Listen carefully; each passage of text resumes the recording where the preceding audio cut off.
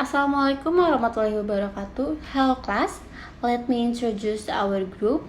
We are from group 3. My name is Yola Rozulaini as a moderator and presenter. Then Sylvie Indriani as a presenter. Okay, today meeting in Foundation of ESP class, we will discuss about language system and there had 3 language system. So, before starting the presentation, let's say basmalah together. Bismillahirrahmanirrahim. For the first material is grammatical structure and core vocabulary will be delivered by Sylvie. To Sylvie, time is yours. Okay, thanks to moderator who has been giving me the opportunity to explain the material at this time. According Hopper, define a language system as a set of an abstract structure that is present to all speakers and listeners, which is a prerequisite for language use. ESP teaching often takes as a point of departure analysis and description of language system. This chapter discusses 3 language systems proven in ESP teaching and research. The first 2, grammar, structure, and core vocabulary, are examined together first, and third, the pattern of text organization in examined in the last section. First one is grammatic structure and core vocabulary. Grammatical structure in English language is simply to grammar arrangement of word, phrase, and clause in a sentence. Naturally, these definitions bring to mind the part of speech in English language which is like the building block of sentence structure. It is not just enough to know what these parts of speech are. It pays to know how they are used in communicating, how they are organized to form phrase, grammar, and sentence structure that can efficiently make sense to reader or listener. The first one part of grammatic structure and core vocabulary is concept. According Hage 2000 point out that in teaching English in general, there has been research in interest in grammar in recent years, but for many teachers, grammar has always been the main focus of their instruction, already become the traditional nation that second language teaching should focus on a series of basic sentence level grammatical structure as verb form, conditional clause, noun phrase, and core vocabulary. This idea has featured in the ESP contractions also. And for the second one, there is research. An ESP-oriented research project aimed to assess whether first-year students from a range of disciplines in an Indonesian university had a sufficiently well-developed English vocabulary for academic study purpose. The study investigates how well do students know a set of core vocabulary items. It's aimed to establish how many words the student know and their depth of knowledge of the word. Such as their understanding of the range of uses the word. The third one, there is application in teaching language. The focus of grammatical structure is often seen in course based on a structured syllabus, where grammatical structure are target and present to learners. For example, in the basic engineering English course book, the grammatical structure targets for instruction is passive at the time. The form is highlighted and present with a number of variations, example with the engine machine. For example, vision published down by fall and air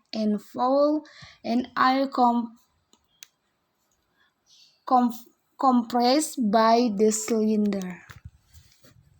The structure is highlighted and students are required to understand how the structure is formed and then produce sentences that themselves use this structure. I think that is enough from me. Thank you. Okay, thank you, Sylvie. For the next material is the list of language system, that is patterns of text organization, that will delivered by me. Patterns of text organization. There are a concept. This section examines structure underlying written or spoken text. They distinguish between external and internal ambiguity. External ambiguity is related to the context in which meaning is to be interpreted. Then, internal ambiguity is related to the ways parts of a text relate to each other. Early enters by linguists in how people interpreted and dealt with external ambiguity in text lead to the notions of schemata and script. These are described by Hui. A schema is knowledge people have about certain types of event. Then a script is knowledge people have about how this event typically unfold. For first example of a two-sentence text, 1. We had no record of the booking. 2. We were offered a suite on the top floor for a reduced price.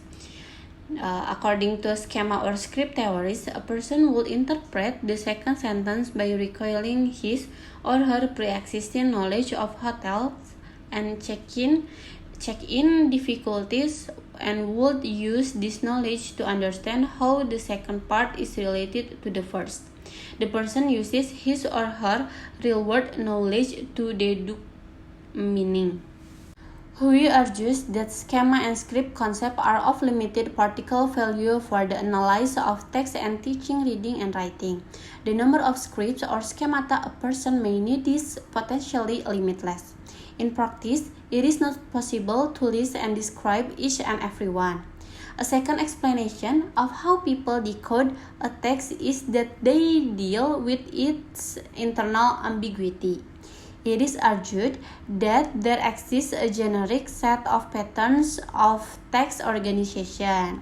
Those subscribing to this view of how people deal with the ambiguity in language would argue that people interpret the second part of the example text by recourse to their knowledge of pervasive patterns of organization in text.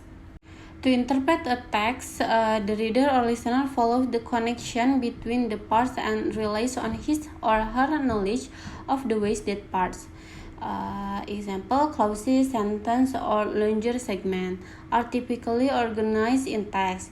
One of typical pattern of text organization is cause-result.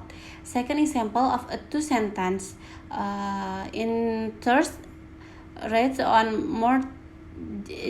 Second example of a two-sentence text. Interest rates on mortgages have fallen to less than 8%. The number of house sales is expected to increase. This example, the second sentence will probably be interpreted as a result of the event and in the first sentence. This relationship could be overtly signaled with conjunction, such as in consequence, thus, therefore. Even without over-signaling, the reader can infer this relationship. Some patterns in English text described by Winter are general particular, or general statement followed by example, and preview detail introduced to an ideal followed by particular. According to Hui, the pattern, situation, problem, solution, evaluation is very common in English expository or type text. Other pervasive patterns identified by Hui are goal achievement, desire arousal fulfillment, and gap in knowledge filling. Text reporting scientific experiment may illustrate the latter pattern. They describe first that was known about the phenomenon in question and what remained unknown. They describe second the test or experiment conducted to try to fill in the gap and the result obtained. Okay, the next is research. There are 3 research studies related to the idea that there exists a set of patterns of the text organization are described next. The first 2 studies investigate the use of patterns of text organization in the writing of learners of English. The third investigate the link between patterns of text organization and text comprehension. Okay, there is a Kobayashi reports on a study to investigate the difference in US and Japanese college student use of general specific patterns. The study involved 4 groups of students.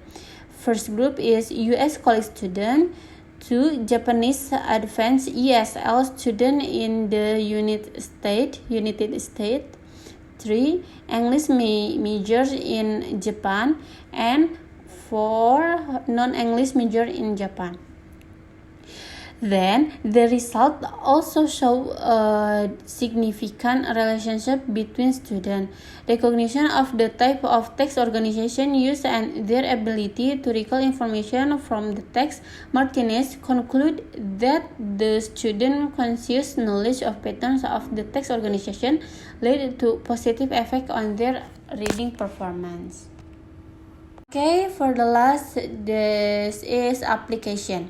Ideas about how people interpret text can be related to top-down approaches to second language reading instruction and listening comprehension. Top-down approaches encourage learners to make use of their background knowledge to help them understand a text. Richard, 2019, compares top-down approaches to bottom-up approaches that view comprehension as a process of decoding successive levels of language from sound to word and sentence to reach meaning. Post-experience ESP students, those who already have experience in their target workplace, professional or academic discipline, can be encouraged to exploit the pre-existing schemata and scripts they have formed when reading text in their specialist subject. Pre-experienced ESP students have no such ready scripts to which to refer. Teachers of such students may wish to introduce them to generic patterns of text organization to help them deal with the ambiguities that arise in interpreting text. Okay, I think the material is enough. Finally, we are come to the last agenda. We would like to say thanks for the lecturer, Mr. Andriana Gafar, and all of the participation. Before we close the presentation, the conclusion of presentation today is ESP teaching and research focus on three language systems. In teaching, the main concern is to describe and ensure learners are familiar with what is considered the generative basis or core of English. In research, the main concern is to identify and describe the core structure. One of the main advantages of this approach to language description at a partial level is that a fairly heterogeneous group of ESP learners can be taught together. For example, English for general academic purpose course may be offered instead of English for specific academic purpose courses. This is because a set of basic structure, words, and generative patterns of text organization is seen as core, and knowledge of them is prerequisite for language use. Okay, thank you. Wassalamualaikum. Oke, akhirul kalam. Wassalamualaikum warahmatullahi wabarakatuh.